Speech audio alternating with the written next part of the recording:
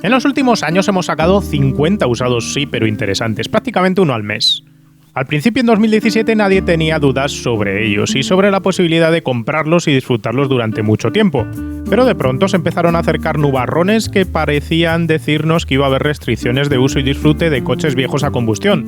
Y en los comentarios empezaron a aparecer personas que nos preguntabais qué sentido tenía recomendar ciertos hierros viejos si a la postre no se iban a poder utilizar. La realidad es que hay más ruido que realidad, y que hoy por hoy, salvo casos muy concretos, tenemos todavía mucho tiempo para disfrutar de estos aparatos a combustión. Pero, para ilustrar toda esta situación, repasar la legalidad vigente y futura, las restricciones, los problemas, los riesgos, hoy lo que queremos hacer es ofreceros un documental único sobre este tema. Yo soy Guille García Alfonsín, esto es Power Art con la energía de Total Energies.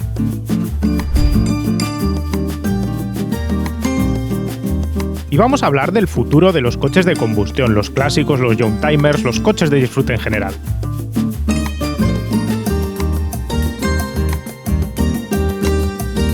Y para hablar de todo esto tenemos a tres invitados de primera. Tenemos primero a Javier Romagosa, de la Correduría de Seguros para Clásicos Romagosa y responsable de la publicación La Escudería. Tenemos también a mi buen amigo Iván Vicario, el director de la revista Coches Clásicos. Y tenemos por último a Rafael Fernández, que es el secretario de la FEVA, de la Federación Española de Vehículos Antiguos. Lo primero es entender de dónde viene todo este miedo, todos estos recelos, si lo podemos llamar así. Y para ello lo primero que tenemos que hacer es pararnos a entender de dónde viene todo este marco legal. ¿Cuál es el marco legal que nos abraza ahora mismo y qué tipo de restricciones podemos sufrir? Y lo explica ahora mismo Rafael. Bueno, esto todo procede de una directiva de movilidad sostenible que se aprobó en el Parlamento Europeo hace ya 2 años, en el que trasladaba a las autoridades nacionales, a los distintos Estados miembros, la obligación de adecuar y armonizar la legislación nacional a en este tema. En España se aprobó en el Parlamento una ley de movilidad sostenible en la que traslada a las entidades locales competentes, que son los ayuntamientos, la obligatoriedad de definir una ordenanza de movilidad sostenible para las ciudades que tuvieran más de 50.000 habitantes. Es decir, que esas ciudades tienen que definir una zona de bajas emisiones y, en cierto modo, controlar y regular la calidad del aire para adecuarse a esta normativa europea. Vale, para que nos quede claro, teniendo en cuenta este tipo de normativa que se nos viene encima, lo que no podemos anticipar es que nos vayamos a encontrar a corto plazo una situación en la que, teniendo un clásico, no vaya a poder circular por cualquier carretera comarcal perdida de la mano de Dios que no esté metido en la ciudad, sino que lo que estamos viviendo es una regularización del acceso a entornos urbanos relativamente grandes, de 50.000 habitantes, ¿correcto? Y no a todo el entorno urbano. Tienen que definir una zona de bajas emisiones, pues porque sea una zona céntrica, que tenga complicación de tráfico, pues que esté cerca de zonas culturales, colegios, etcétera. No es para todo el territorio. O sea que, en cierto modo, los enormes miedos que tenemos de no poder usar nuestro coche viejo tampoco han sido enormemente exagerados, ¿no? Como la muerte de aquel. Bueno, pues siempre hay un efecto anuncio que muchas veces es buscado por las autoridades, y luego es verdad pues que hasta que se van concretando esas ordenanzas, pues todos somos libres de proyectar nuestros miedos en estas cosas. Resumiendo en lenguaje llano, la Unión Europea quiere velar por la calidad de aire de las ciudades y para esto nos ha obligado a los Estados miembros a establecer nuestras propias regulaciones al respecto. En España, estas regulaciones han pasado a los ayuntamientos, que son los que van a delimitar el uso de vehículos en sus entornos urbanos. Vamos, que esto no va de calentamiento global, de CO2 o de etiquetas, va de dos contaminantes principales de los coches de combustión, que son los óxidos de nitrógeno y las partículas microscópicas. Conviene recordar además que tenemos en España la ciudad europea con más muertes asociadas al exceso de óxidos de nitrógeno, que es Madrid, con Barcelona en la 6ª posición. Así que lo que busca la Unión Europea es arreglar estos problemas de mortandad. ¿Cómo? Aquí cada Estado miembro puede aplicar lo que considere oportuno. No voy a meterme ahora con el sistema de etiquetado, que merece un vídeo aparte, pero en España decidimos que la mejor manera de clasificar coches por emisiones de óxidos de nitrógeno y de partículas era hacerlo en base a las normativas Euro. Pasa una serie de excepciones. Estas excepciones tienen que ver con los coches híbridos, que pueden merecerlas o no, y con los coches a gas, que realmente jamás deberían haber obtenido ningún tipo de excepción, y es que emiten la misma cantidad de óxidos de nitrógeno los coches a gas que sus equivalentes a gasolina. El tema, como explica Rafael, es que estas restricciones se van a aplicar solo en poblaciones de más de 50.000 habitantes y no en toda la ciudad, sino en las zonas que el ayuntamiento considere oportunas y pueda justificar. Vamos, que no hay legislación vigente ni legislación en trámite que vaya a prohibirte conducir y disfrutar de tu coche de combustión en carretera abierta. Solo hay regulaciones que van a limitar el acceso con según qué coche a ciertas zonas de la ciudad.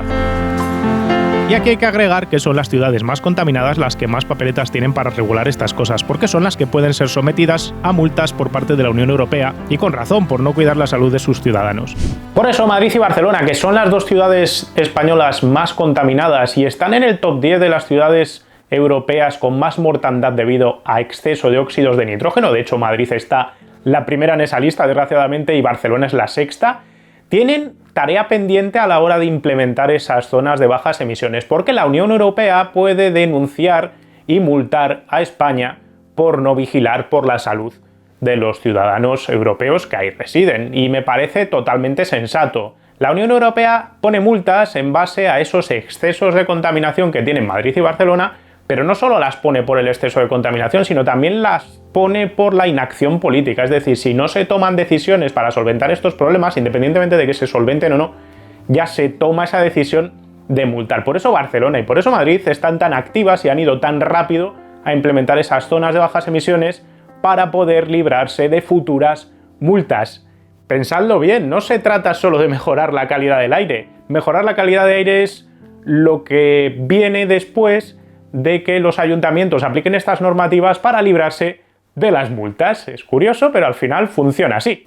¿Pero realmente son los coches clásicos, los youngtimers, los coches de disfrute, un problema en cuanto a emisiones, en cuanto a contaminación de óxidos de nitrógeno y partículas en el centro de la ciudad? ¿Realmente utilizamos estos coches de disfrute en el centro de ciudad? ¿Los utilizamos muchísimos kilómetros en ese núcleo urbano generar un problema? Mira, el kilometraje medio que suele hacer un aficionado, por ejemplo, el propietario de un coche de posguerra, digamos hasta el año 1980, es muy limitado, o sea, no suele superar los 2.000 o 3.000 kilómetros al año. Nosotros tenemos un límite, digamos, ordinario de 5.000 kilómetros al año en las pólizas, pero es raro que lleguen a cubrirlo. Luego con youngtimers sí que es verdad que se acercan más y hay veces que se necesita una pequeña ampliación, pero tampoco es lo usual, ¿sabes? O sea, el porcentaje de pólizas que puedan sobrepasar esos 5.000 es muy pequeño, entonces, y por tanto de coches, entonces no tiene ningún sentido asociarlos a un efecto contaminante, es que sencillamente circulan de manera anecdótica, no tienen un impacto en la circulación global automovilística. Es una gota en el océano al final. Un grano de arena en el desierto, que queda más profundo. No, la mayoría de la gente lo usa para los eventos, para salidas puntuales de fin de semana y así. En España no existe eso que los ingleses llaman el Daily Classic, que es un clásico de uso diario. O sea, aquí realmente no, hay gente que sí, pero es muy raro. Tú te encuentras un clásico por la mañana y normalmente es porque está yendo el tío a pasar la ITV, no lo usa diario. Yo conozco gente que sí, que lo usa diario, pero son casos excepcionales. Así que no, realmente el uso que se le da al clásico es muy puntual. Desde el punto de vista de cultura, pues esos coches, los que somos aficionados y tenemos coches antiguos, sabemos que no lo usamos de modo de transporte habitual. Lo que queremos es poder usarlo para ir a una concentración al centro de la ciudad o para moverse pues, fuera de los horarios del tráfico habitual, pues para ir a una cena, una comida, con otros aficionados, con amigos, y que puedan pasearse y verse por nuestras calles estos vehículos que son, pues en muchos casos, sobre todo los Alfa Romeo, esculturas rodantes.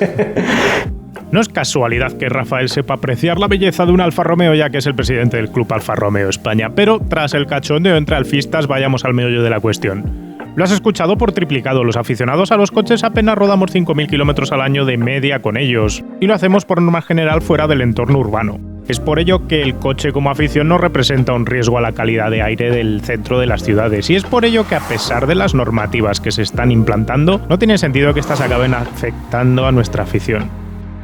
Pero aquí que ya tenemos una solución, al menos parcial, de momento en una sola ciudad. Tal y como explicaba Rafael hace un ratito, en España está transferida la responsabilidad del control de acceso a los centros de las ciudades a los ayuntamientos. Esto es un problema porque se van a generar tantas normativas como ciudades de más de 50.000 habitantes tenemos en España. En total son 248 las poblaciones con estas características y vive el 53% de la población española en ellas. Vamos, que la mitad de los españoles residen en municipios que van a estar afectados por estas medidas. La cuestión es que de las dos ciudades españolas, Barcelona y Madrid, que ya tienen en marcha sus zonas de bajas emisiones, en una de ellas se ha conseguido que los coches con matrícula histórica tengan acceso libre, mientras que en la otra no. La realidad es que hace unos meses, en el mes de septiembre, en Madrid se ha aprobado la Ordenanza de Movilidad Sostenible, una ordenanza en la que la Comisión Legal de FEVA y el propio presidente de FEVA, Raúl Aranda, se han implicado muchísimo en colaborar con las autoridades del Ayuntamiento, y se ha aprobado una ordenanza de movilidad sostenible, creo que muy beneficiosa para los clásicos, y sobre todo esperamos que sea el modelo en el que las otras ciudades que deban adecuar sus ordenanzas pues puedan mirarse. O sea, que lo que habéis hecho es trabajar para permitir que los propietarios de vehículos históricos con placa histórica que viven en el centro tengan capacidad de mover su vehículo dentro de esas zonas de bajas emisiones eventualmente. Y no solo residentes, también personas que sean no residentes. De todos modos, aquí me gustaría precisar un concepto. No estamos hablando de vehículo histórico o clásico y reduciéndolo a que tenga una matrícula histórica. A ver, FEVA, por esos principios que tiene que defender, lo que busca es la defensa y la promoción de podemos decir el patrimonio cultural de automoción en España, es decir, que todos aquellos vehículos que desde el punto de vista efectivamente pues de patrimonio cultural tenga un interés y tengamos que defender que sigan circulando por nuestras calles. Ahora mismo, digamos que la línea de corte que hemos encontrado lo más objetiva posible con los ayuntamientos es la matrícula histórica o el registro en la matrícula histórica en la DGT. Vale, o sea que si quisiese seguir utilizando mi vehículo o lo quisiese mover por estas zonas de bajas emisiones en Madrid, que es donde esto está recogido, sí que necesitaría la placa histórica. En estos momentos sí. Incluso hemos conseguido que, por ejemplo, puedas hasta aparcar en superficie si tu vehículo tiene más de 50 años. Eso ya es un puntazo. A mí me surgen aquí muchas dudas que van a ir derivándose de lo que me has comentado. La primera de todas es, me comentabas que todo este tema está transferido a los ayuntamientos. Vosotros habéis tenido que hacer, FEVA, una negociación individual con el Ayuntamiento de Madrid. Ha habido antes, previamente, una negociación con el de Barcelona, entiendo que también tiene su historia, pero es que se nos vienen encima miles de negociaciones, ¿no? ¿Es esto lógico o lo lógico hubiera sido una especie de regla nacional que se aplicase en todos los ayuntamientos? ¿O esto es legalmente imposible por la transferencia de...? Ahora mismo es complicado porque digamos que estos aspectos de regulación están transferidos a las corporaciones locales, con lo cual son las corporaciones locales, que por otra parte tiene su lógica, porque ¿quién va a conocer mejor la idiosincrasia y las particularidades de cada ayuntamiento? Un señor que está en el Congreso de los Diputados o en el Congreso de la Comunidad Autónoma correspondiente, en el Parlamento Autonómico correspondiente, o pues aquellos ediles, aquellos concejales elegidos por los ciudadanos en su ámbito de vivencia, ¿no? Pero eso os viene mucho trabajo encima, entonces. Bueno, a ver, en FEVA y sobre todo, como os comentaba, la Comisión Legal han dado la batalla para conseguir que esta primera ordenanza que se aprobaba en Madrid fuera el espejo en el que las demás ordenanzas puedan mirarse. Nosotros iremos a negociar o iremos a apoyar a los aficionados de las distintas ciudades que nos lo pidan, sean miembros de FEVA, y allí estaremos para poner todos los medios legales de FEVA a su disposición. Un poco como ha sucedido en su momento con el impuesto de vehículos de tracción mecánica, que se ha ido aprobando en cada localidad la exención para vehículos de cierta edad, que al final poco a poco ha ido capilarizando, ¿no? Ha tenido que hacerse de manera individual, pero ha acabado calando prácticamente en todos los núcleos urbanos. A nivel, espero no equivocarme en esto, pero todos los vehículos con matrícula histórica están exentos per se. Lo que los ayuntamientos han podido es bonificar a aquellos coches que tuvieran o más de 25 o más de 30 años en cada ayuntamiento, pero efectivamente lo han peleado distintos clubes, distintos grupos de aficionados, en muchos casos con el apoyo de FEVA.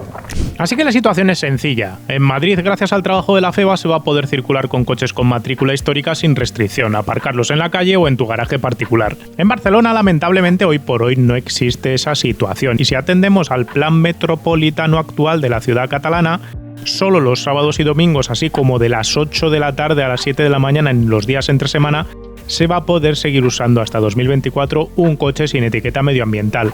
pero con la intención de que en 2025 se va a prohibir el uso a cualquier hora de cualquier coche que no tenga ciertas pegatinas. Ahora quedará por ver qué hacen los ayuntamientos de las 246 poblaciones restantes de España para ver si toman el modelo de Madrid, trabajado por Rafael y compañía en la FEVA, y ver también si hay la oportunidad de que la FEVA pueda sentarse de nuevo con el Ayuntamiento de Barcelona para cambiar la regulación y abrirla a esos coches matriculados como históricos. Pero aquí quedan dudas, quedan problemáticas que no están resueltas. Por un lado están los coches que no son clásicos todavía, que no tienen 30 años, que no pueden acceder a la matrícula histórica, pero que sí son coches de colección, y se me ocurren un montón. Un Super 5 GT Turbo puede ser una unidad que tenga ese problema, un Calibra 4x4 Turbo, un Score RS Turbo, un Probe como el que salió el otro día en el canal, un Lotus Elise. Son coches que prácticamente nacieron clásicos, que son coches de disfrute, pero que hoy por hoy no tienen esa capacidad, ese derecho a poder optar a la matrícula histórica. Y esto genera una problemática porque son coches que, no pudiendo matricularlos como históricos, se van a quedar durante unos años en un limbo legal donde van a tener restringida la circulación y donde no tenemos ahora mismo una solución para poder seguir utilizándolos a corto plazo, en 2025 y en adelante, en ese centro de ciudades. Que dirás, bueno, pero si me acabas de decir, Guille, que no utilizamos los coches estos de disfrute en el centro de la ciudad, ya, pero si eres de ese 10% de población que vive en el centro de Madrid o en el centro de Barcelona y quieres aparcar ese coche de disfrute en esa ciudad para sacarlo desde el garaje, a partir de 2025 puedes tener un problema. Además, no solo eso, son coches que son suficientemente viejos como para ser considerado coche viejo, pero suficientemente jóvenes como para ser considerados coches que no son clásicos. Y esto puede llevar a la trituradora a cierta cantidad de coches que, siendo potencialmente clásicos a medio plazo, ahora mismo no lo son. Caso de los Probe, por ejemplo. La matrícula histórica de los Youngtimers yo creo que todavía no les ha llegado el momento, ¿sabes? O sea, lo que pasa es que, claro, muchos de ellos, coches de los 90, no han llegado a los 30 años, no tienen ni siquiera esa posibilidad. Y bueno, los coches de los 80, como en España ya entraban coches de importación, la gran mayoría de ellos tienen sus matrículas originales y no tienen esa necesidad, por ejemplo, por importación, de ponerles una matrícula histórica, ¿sabes? Entonces, eso es por eso de su placa original. ¿Que hay quien se la pone? Porque sí, porque hay veces que incluso la gente está equivocada, piensa, no, es que voy a ponerle placa histórica y voy a dejar de pagar el impuesto de circulación. No necesariamente, porque esto es algo a discreción de los ayuntamientos, que el ayuntamiento decide, y el que tengas matrícula histórica no tiene por qué implicar que el ayuntamiento conceda la exención. Luego también hay veces que piensan que van a tener más sencillo, pues, copar con estas reglas o nuevas normas anticontaminación que están saliendo. Bueno, eso en cierta manera es verdad, como en el caso del Ayuntamiento de Madrid, pero claro, hay que utilizar esta prebenda con mucho cuidado, porque si no la haremos saltar por los aires. Es justo por donde te quería llevar, Javier, y por eso justo te preguntaba esta cuestión.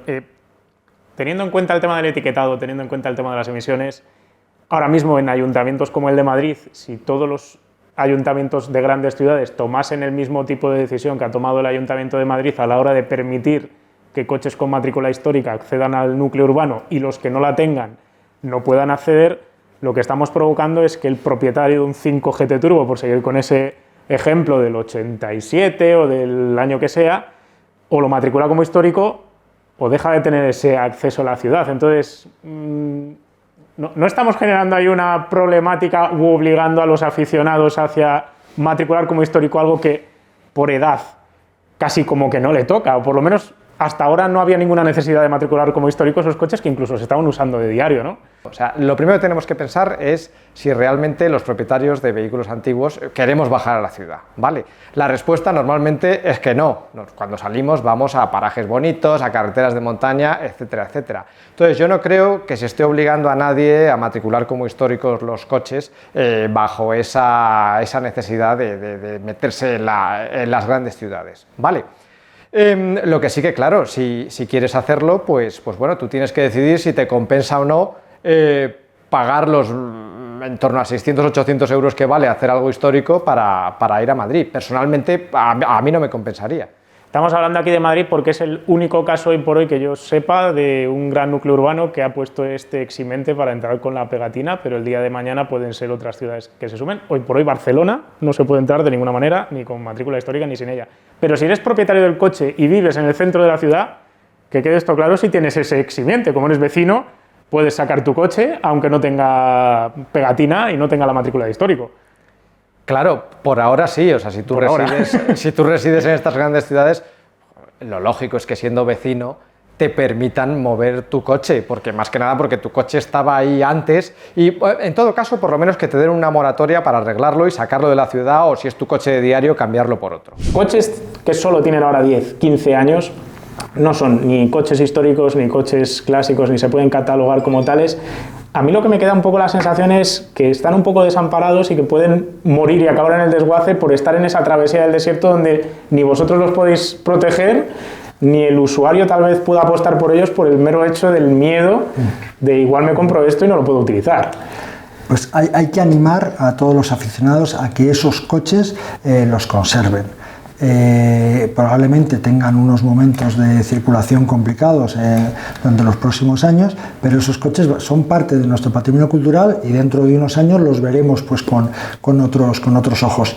Desde la Comisión Legal de FEVA se está hablando con el Ayuntamiento de Madrid para buscar una solución para esos coches. No os puedo anticipar mucho más porque hemos volcado todos nuestros esfuerzos en la ordenanza, pero no hemos dejado en el olvido estos coches y ahora se está negociando con ellos. Ya veremos qué podemos sacar en claro. Hablamos aquí de Madrid, pero no es una cosa que solo queréis para Madrid, sino que como en el otro caso es porque buscáis un espejo en el que luego reflejarse en otros ayuntamientos. Entiendo que para esto también. Absolutamente. De todos modos, lo digo abiertamente, es decir, cualquier club asociado a FEVA que en su ámbito territorial tenga cualquier problema con la administración pública, en el ámbito que sea, como nos ha pasado con los rallies, con las pruebas de regularidad, tiene toda la potencia legal de la Comisión Legal y de la propia Junta Directiva de FEVA para ayudar en la defensa de esta afición.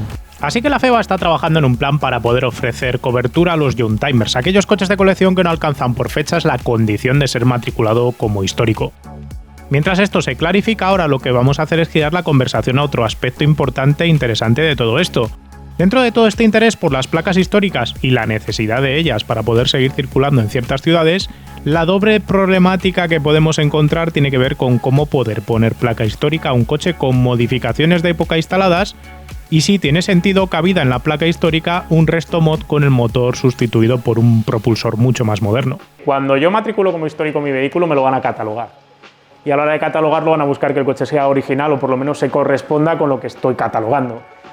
Esto para mí, para nosotros, abre serias dudas respecto a ciertos coches que van a empezar a poderse matricular como históricos, que ya han sufrido modificaciones y a medida que se va abriendo ese escalafón de tiempo a los años 80, cuando lleguen a los 90, yo veo un montón de coches que han sufrido modificaciones de suspensiones, de otro tipo de llantas, otra medida de llantas, otros frenos para que frenen mejor. Se me están ocurriendo todos los coches japoneses, los típicos Silvias preparados, los típicos MR2. ¿Cómo se puede conseguir que estos coches se matriculen como históricos? ¿Se puede hacer? Como están, como ya no cumplen con la catalogación, no se puede matricular. Yo, en el caso de youngtimers y originalidad, yo creo que a lo que hay que estar es a si este trabajo se ha hecho con recambios, piezas y accesorios de la época, ¿vale? Pasa lo mismo también con coches anteriores, o sea, tú tienes un Alpine modificado conforme a las especificaciones de los años 60 y 70 y bueno, pues no pasa nada, eso sigue siendo original. ¿Sabes? Sí que es verdad que con los youngtimers, los coches de los 90, esto se complica un poco, pero también el árbol de accesorios y de posibilidades que tienes es mucho más amplio porque además es que ya era una práctica utilizada en la época. Entonces, claro, ¿qué entendemos por originalidad? Pues en estos coches quizá la originalidad es en cierta manera su modificación. Y esto, pues cualquier laboratorio de homologación o estación de ITV debería entenderlo de esta manera y tendría que saber diferenciar entre lo que es, pues eso, algo anacrónico, o sea, que no corresponde a su tiempo, y lo que efectivamente pues, es una práctica histórica como lo es el coche. O sea, que podemos respirar un poco más tranquilos entendiendo que el catalogador eventualmente, si se corresponde lo que has modificado con su época, debería de permitirnos a medio plazo colocar una matrícula de histórico a un coche con este perfil. Sí, yo creo que sí, que deberían respetar modificaciones siempre y cuando eso, las modificaciones sean también clásicas, por así decirlo, que constituyan una práctica de ese tiempo automovilístico, el mismo tiempo que es el coche, pues también las modificaciones y eso pues sin problema. Toda esta moda del restomod que se ha puesto ahora, que lo vemos en Singer, que lo vemos en coches británicos todos los días, yo esta mañana he estado viendo un Range Rover también modificado, todo esto que mola mucho porque desde el punto de vista del propietario dice, bueno, me actualizo un poco el coche clásico, no tengo las pegas que tengo en ese coche clásico, mejoro un poco el motor, los frenos, el aire acondicionado y acabo con un coche moderno. Pero luego, a efectos legales, matricular, como decíamos antes, como histórico, catalogar como histórico un coche al que se le ha hecho un cambio de motor por un motor más moderno, que se le ha hecho otro tipo de modificaciones que rompen un poco esa historicidad del vehículo, vamos a decir, acaba representando un problema. En España, ¿cómo tenemos este tema? Si quiero cambiarle el motor a mi Alfetta GTV, digo, voy a meterle un V6 de un Alfa Giulia moderno. Eso es un problema, ¿no? Eso es un problema para catalogar lo histórico, desde luego, ¿sabes? O sea, aquí la palabra mágica, cuando tú haces una modificación para respetar la originalidad, o sea, si la estás alterando, la idea clave es que esto pueda ser reversible, que no sea algo definitivo, ¿vale? O que no sea algo de un calado enorme.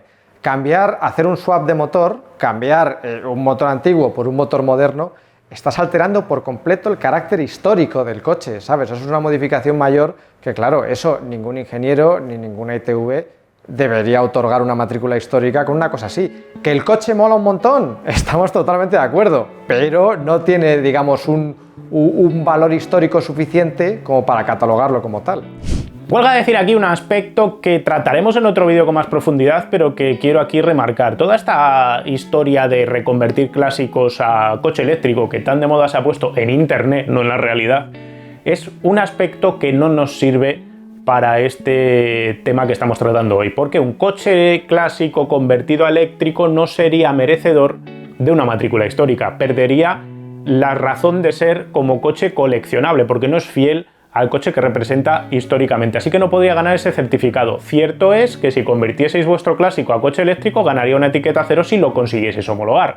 Pero hay una problemática y es que, tal cual está ahora mismo la legislación de homologaciones, solo se puede certificar un coche convertido a eléctrico si todos los elementos que lo constituyen, batería, inverter, motor eléctrico y demás, están certificados en ese vehículo que estáis construyendo. Y ahora mismo no existe ningún kit para convertir ningún coche clásico que tenga esa certificación europea, salvo algún caso concreto, por ejemplo, de las Volkswagen California clásicas que ya tienen una certificación europea en marcha, lo tienen en Alemania, y en teoría eso debería facilitar importarlas a España o por lo menos trasladar ese kit y esa regulación. El problema es que es una transformación de gran calado que ahora mismo no hay un procedimiento tampoco estándar para que tú puedas montar baterías de otro coche, motor de otro coche y se lo instales a un coche viejo y lo puedas certificar. Y hay que ir un paso más allá, lo explicábamos en un directo hace un tiempo de homologaciones con David y con Martín Balleros, y es que colocar 500 kilos de baterías en una zona del vehículo que no está destinada a tal fin en un coche clásico,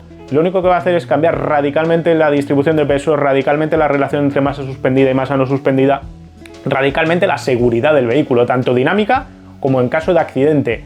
Y eso hace que sean coches tremendamente peligrosos que van a cambiar radicalmente su comportamiento y además tampoco ofrecen ningún tipo de ventaja a nivel de CO2 neto, porque fabricar la batería que va a llevar ese coche reconvertido no va a compensar nunca en CO2 el CO2 emitido por ese coche usándolo diariamente, porque esos coches clásicos que rara vez andan más de 5.000 kilómetros al año realmente tampoco son coches de uso a diario, así que convertirlos a eléctricos, ¿qué ventaja ofrece? Reducir las emisiones de partículas y de óxidos de nitrógeno en el centro de la ciudad. Ok, pero es que esos coches no se usan en el centro de la ciudad. La única razón de ser sería que lo pasases ese clásico a ser tu coche de diario después de convertirlo. Ok, pero es que ni lo puedes homologar y sigue siendo mucho más inseguro y habría que hacer un estudio de ingeniería brutal para calcular qué ocurriría en caso de accidente con esa masa supergigante de 500 kilos de baterías que vas a tener montada en el coche en caso de que colisiones con alguien. De esto hablaremos en otro vídeo más adelante. Y ahora nos tocaría aclarar otro aspecto. Cuando uno piensa en matrícula de vehículo histórico, hoy por hoy piensa que va a tener limitaciones de uso del vehículo. Esto puede que llegue en un futuro, pero ahora mismo tener el coche matriculado como histórico no tiene limitaciones y nos lo explica ahora mismo Javier. Las limitaciones cuando tienes matrícula histórica prácticamente no hay ninguna, o sea, ni de kilometraje, ni de uso, ni de tiempos o días. O sea, sencillamente los vehículos más antiguos pues bueno, se les puede introducir una limitación, un vehículo de antes de 1945, pues por ejemplo, por su alumbrado o por la velocidad máxima que alcanza, se le puede limitar a solo circular durante el día, por poner un ejemplo, ¿sabes? Pero lo que son todo coches de posguerra, ya años 50, 60, 70, ¿sabes? O es algo muy específico y muy especial, o son coches que no hay ninguna limitación. O sea, tú que lo puedes usar para ir al trabajo, para ir a lo que te dé la gana, aunque tenga esa placa histórica. Claro, o sea, tú, la matrícula histórica no te suele condicionar para nada. Por supuesto, puedes llevártelo a trabajar un día concreto, no siempre, o sea, pues no es lo aconsejable ni tu bolsillo, ni probablemente tu tranquilidad lo iba a permitir, ¿sabes? Pero sí, o sea, tú con un coche matriculado histórico puedes hacer lo que quieras.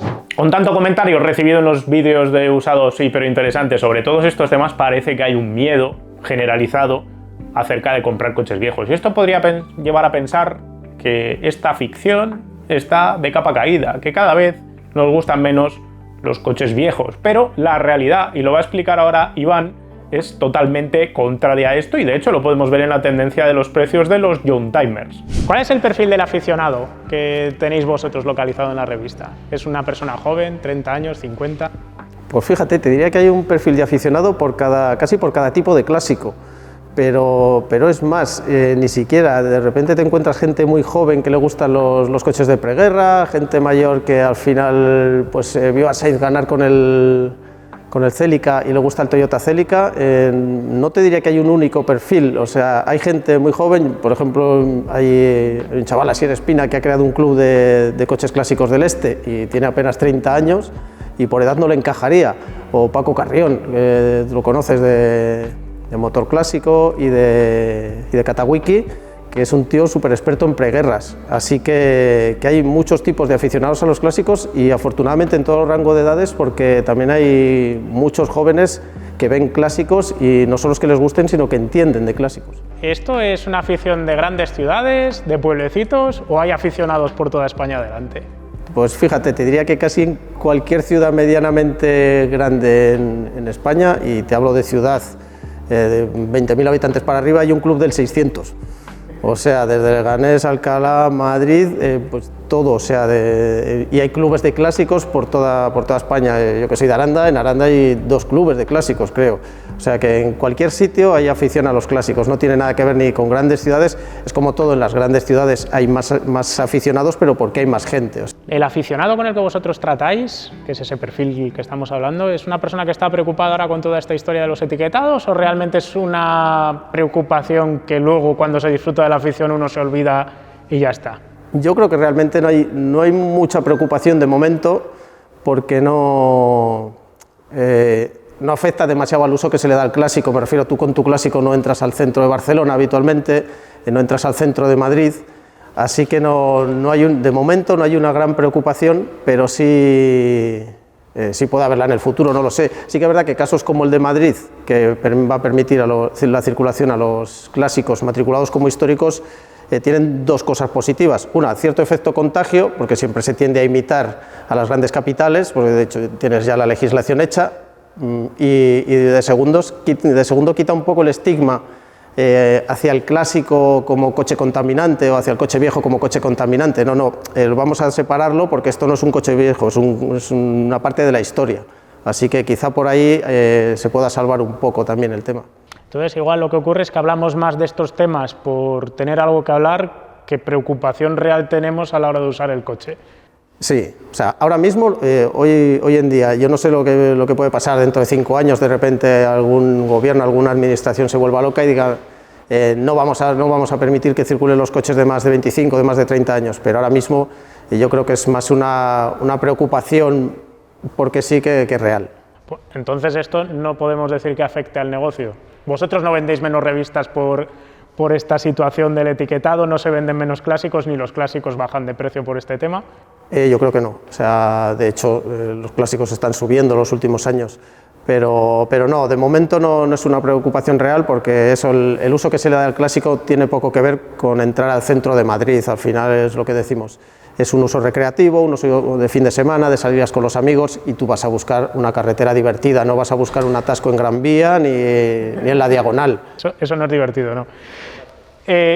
de todos los coches que pueden verse afectados, yo solo encuentro unos que son los que están pasando esa travesía del desierto entre coche viejo y coche clásico. Todos esos coches que están en los 20 años, en los 15, que no pueden ser matriculados como históricos, que pueden ser no un problema para el propietario que sabe lo que tiene, que lo va a guardar con aprecio, sino el hecho, yo le veo el riesgo de esos coches que tiene gente que no es aficionada, que ahora mismo lo tiene en un centro de ciudad y que lo pueden acabar mandando al desguace, evitando que acaben siendo clásicos, porque no son coches etiquetables y no tienen ningún valor, porque han perdido algo de valor. ¿Tenemos ese peligro real de que haya una generación de coches que por culpa de no ser...? Es un peligro real, pero es un peligro que ha existido siempre, normalmente, porque ya no, ahora es por un tema de etiquetado, por un tema de que la administración puede ir un poco contra ellos, está yendo de hecho contra ellos, les está dejando desprotegidos con respecto a los coches con matrícula histórica,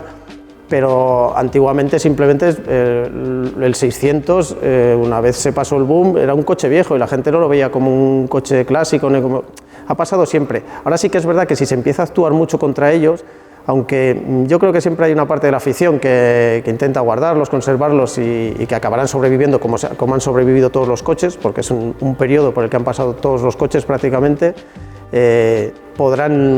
acabarán sobreviviendo, pero sí que es verdad que yo creo que están más amenazados que nunca y que la solución que se les puede dar no es fácil, porque yo creo que llevamos pensándola mucha gente mucho tiempo y a ninguno se nos ha encendido la bombilla con una solución que realmente pueda ayudar a que no acaben desapareciendo. Podríamos verlo un poco como la situación de cuando se instauró la ITV y un montón de coches clásicos y coches viejos que nunca habían tenido que pasar la ITV, al pasar la ITV acabaron en el desguace y esos son clásicos que perdimos en cierto modo, ¿no? Pues sí, en cierto modo sí. El problema es eso, que es que ahora, pues a ver, un Clio V6 siempre va a haber alguien que lo guarde, que lo conserve y que espere, pero un Clio normal, un Clio Clan, al final el dueño va a decir, si esto no vale nada, me está generando gastos, no me ayuda nadie a mantenerlo, y acaba diciendo, pues mira, se va al desguace, porque 30 años esperando son muchos años, o sea, tú la vida útil que le puedes dar a un coche son 8 o 10 años, ponte alguien que le guste mucho, lo estira 20, estoy encantado con el coche, o lo uso poco, y precisamente por eso aguanta más, pero claro, llevarlo ya hasta los 30 años puede ser, cuando realmente lo que tienes no vale dinero, puede ser un problema, así que quizá las unidades deportivas, las unidades interesantes no vayan a tener problemas, pero los coches más normales sí. ¿Cómo puede ser que estemos viviendo en una situación en la que parece que nos están desincentivando a usar coche viejo, coche clásico, coche gasolina, y en paralelo estamos viviendo un boom de precios que a mí me parece irrisorio en algunos casos, porque sacamos coches en Power de usados pero interesantes y en cuestión de 2 años doblan precio?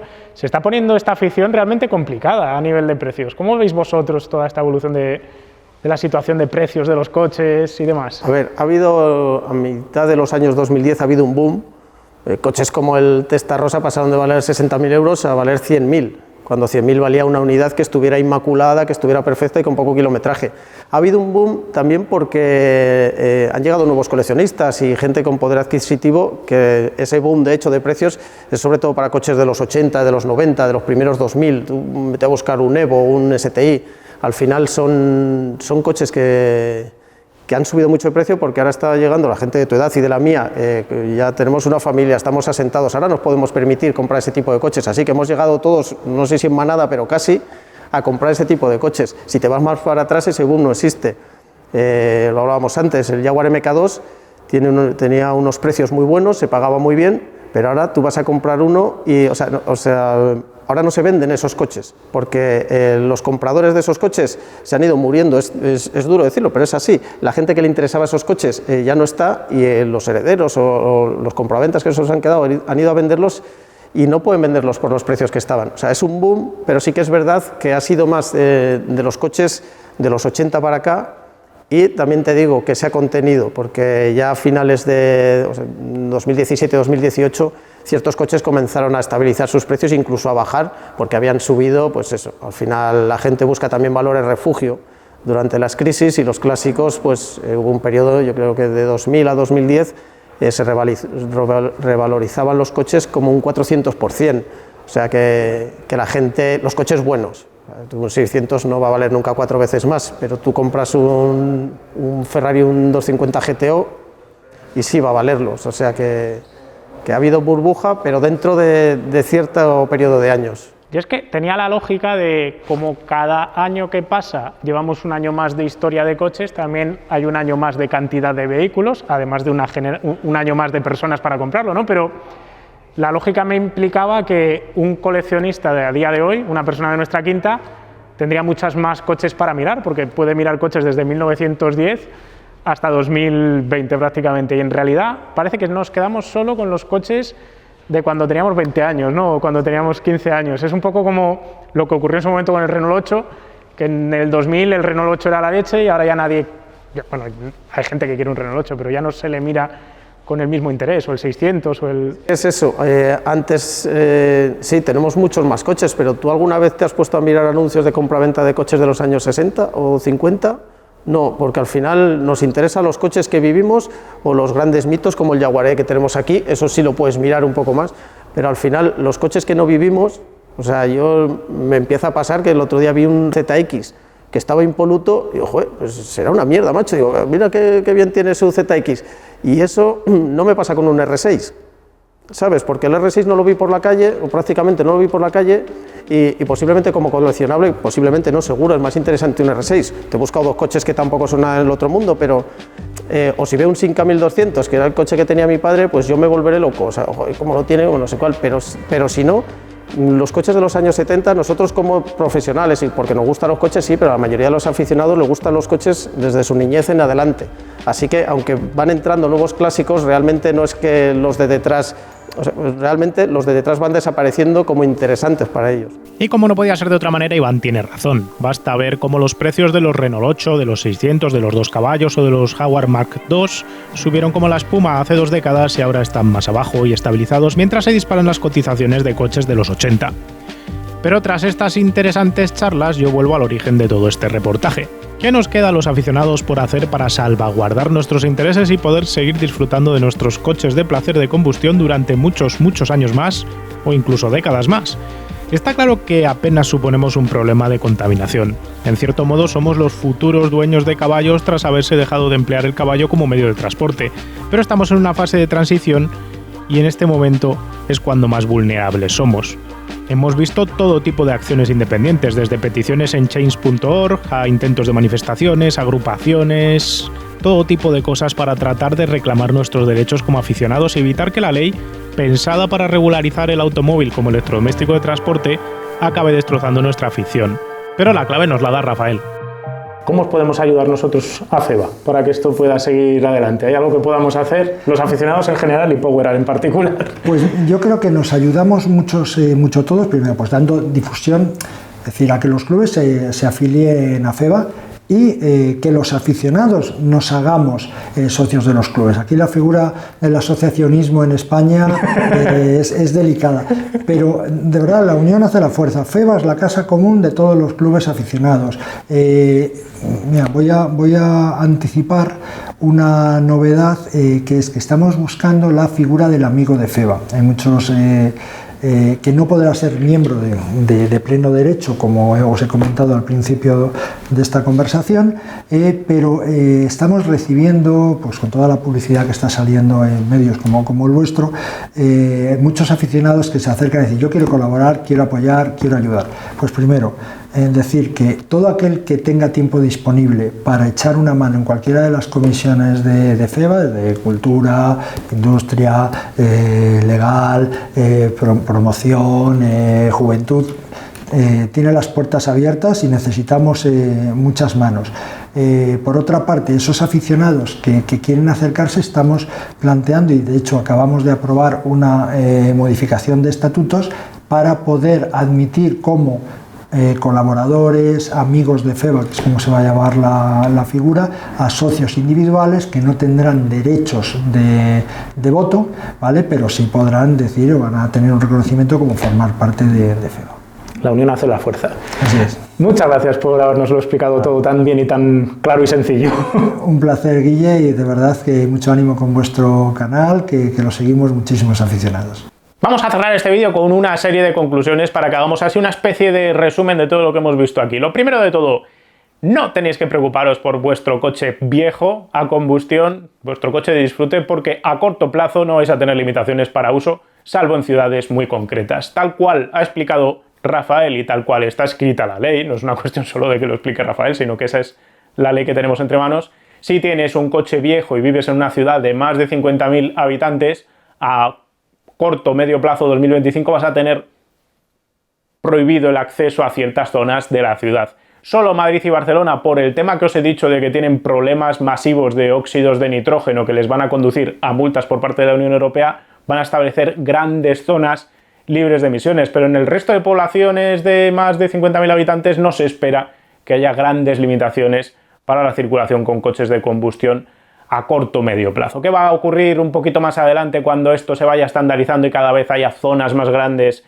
en esas poblaciones de más de 50.000 habitantes? Pues que la mayor parte de esos coches que utilizáis de disfrute idealmente tendrían que pasar a tener esta matrícula de histórico para que puedan seguir circulando. Ahora mismo solo hay una ciudad que tiene reconocido ese permiso de circulación con coches de matrícula histórica, que es Madrid, pero tal cual ha explicado Rafael, la FEVA va a trabajar con todos vuestros clubs regionales para implementar esta misma excepción para poder circular con estos coches en cualquiera de esas poblaciones de más de 50.000 habitantes. Lo único que nos ha pedido Rafael es justo eso, que os asociéis, que forméis parte de vuestro club local para que os protejan y para que cubran vuestros intereses. ¿Y qué ocurre si no tenéis matrícula histórica posible para vuestro coche de disfrute?